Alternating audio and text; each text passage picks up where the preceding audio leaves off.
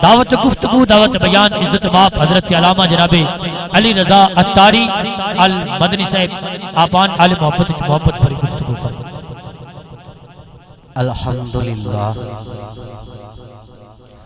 الحمدللہ رب العالمین والصلاة والسلام علی سید المرسلین اما بعد فاعوذ باللہ من الشیطان الرجیم بسم اللہ الرحمن الرحیم۔ ہم نے خطا میں نہ کی تم نے عطا میں نہ کی، کوئی کمی سرورا تم پہ کروڑوں درود، کر کے تمہارے گناہ مانگے تمہاری پناہ،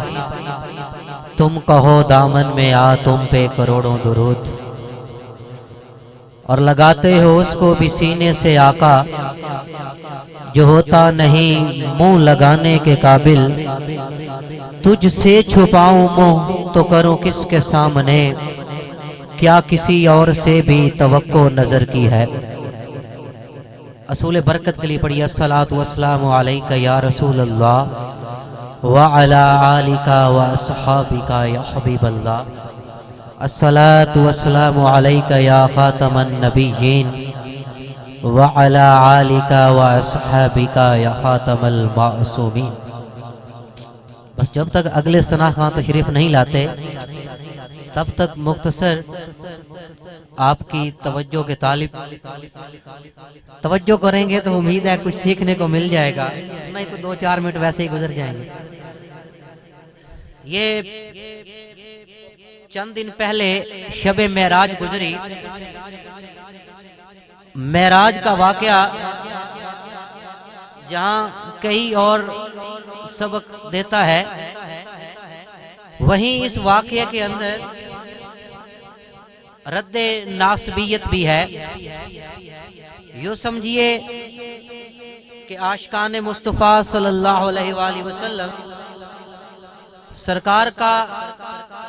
یہ شب معراج اس کا جشن منا کر عالم نجدیت کے منہ پر ایک تماچا مارتے ہیں۔ اب وہ کیسے؟ وہ لوگ جنہوں نے امت کے اندر یہ فتنہ پیدا کرنے کی کوشش کی، وہ لوگ جن کے غلیظ عقائدات کے اندر یہ بات آ گئی، وہ لوگ جنہوں نے امت کو گمراہ کرنے کی کوشش کی، وہ لوگ جنہوں نے لوگوں کو صراط مستقیم سے ہٹانے کی کوشش کی، اور امت کے اندر یہ فتنہ پیدا کیا کہ جیسے ہم بشر ویسے نبی بشر، ہمارے بھی 2 ہاتھ نبی کے بھی 2 ہاتھ، ہمارے بھی 2 کان نبی کے بھی 2 کان، جیسی نبی کی سماعت ویسے ہماری سماعت، جیسے نبی کی بصیرت ویسے ہماری بصیرت۔ تو عاشقان مصطفیٰ نے جشن معراج بتا کے یہ بتا دیا، ارے ظالم تیری بصیرت کہاں اور سرکار کی بصیرت کہاں، تیری بشریت کہاں اور سرکار کی بشریت کہاں، اور سرکار کی بشریت جہاں ابراہیم کی بشریت یہ ختم ہو جائے وہاں سرکار کی بشریت یہ شروع ہوتی ہے۔ سرکار ایک قدم اٹھائے تو ایک آسمان تک کا سفر جو ہے یہ طے کر کے بتا دے۔ سرکار زمین پہ رہ کے آخرت کی خبریں دے دے، جنت کی خبریں دے دے، پھر ظالم بتا تیری بات میں صداقت کیسے ہو سکتی ہے؟ جب برصغیر کے اندر یہ فتنہ پیدا ہونے لگا کہ لوگوں کو گمراہ کیا جانے لگا، لوگوں کے عقیدے خراب کیے جانے لگے، تو میں سلام پیش کرتا ہوں وقت کے امام غیرت، امام عشق و محبت امام احمد رضا خان کو، کہ جب یہ فتنہ نجدیت پیدا ہونے لگا اور سرکار کی گستاخیاں یہ سرعام کی جانے لگی، تحریر کے اندر تقریر کے اندر جب سرکار کی شان میں لوگ گستاخیوں پہ اترنے لگے تو وہ مرد کلندر میدان عمل میں آیا اور آ کے نجدیت کی جڑوں کو کاٹ کے رکھ دیا اور امت کو بتا دیا کہ نبی سے پیار کیسے کرنا ہے، اور امت کو بتا دیا کہ نبی سے محبت کیسے کرنی ہے، نبی کی تعریف کیسے کرنی ہے۔ تو کبھی میرے رضا کا قلم اٹھتا ہے اور سرکار کی توصیف کچھ اس انداز میں کرتے ہیں کہ ہے کلام الہی میں شمس الضحیٰ،